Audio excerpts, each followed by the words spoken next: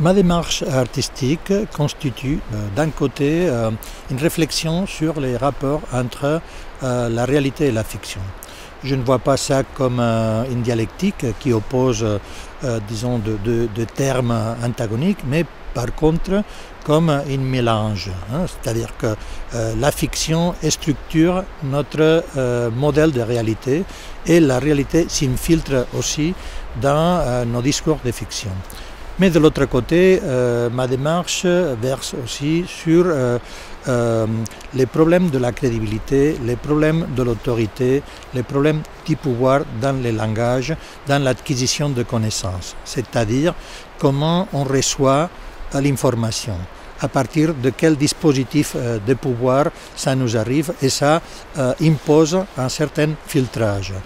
Mon travail alors essaye de se constituer comme de vaccins, c'est-à-dire donner des fictions d'habilité à les spectateurs pour qu'ils puissent générer des anticorps capables de réagir d'une façon critique face à ces sortes d'impositions autoritaires, soit qu'elles procèdent de la politique, de la science, de la religion, enfin de n'importe quelle plateforme de pouvoir, non ?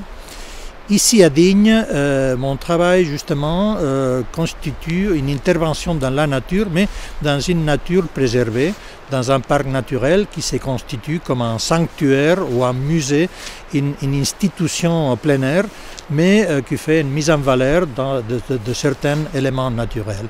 Et alors pourtant, la lecture, la prédisposition, l'état d'esprit de visiteurs sont déjà filtrés. Dans ces contextes, mon travail aussi consiste à présenter des éléments qui troublent de certaines routines de la science. La science parfois se présente comme les monopoles de la vérité, comme la seule explication possible, et la science n'est que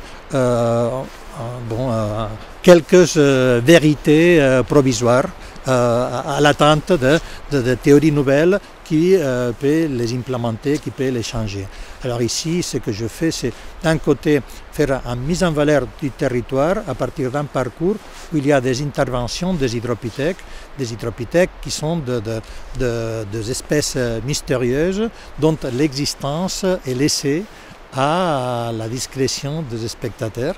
Et ces espèces merveilleuses, les hydropithèques, nous amènent dans un voyage de la connaissance, de la nature, de l'histoire et de la richesse de la région de Digne.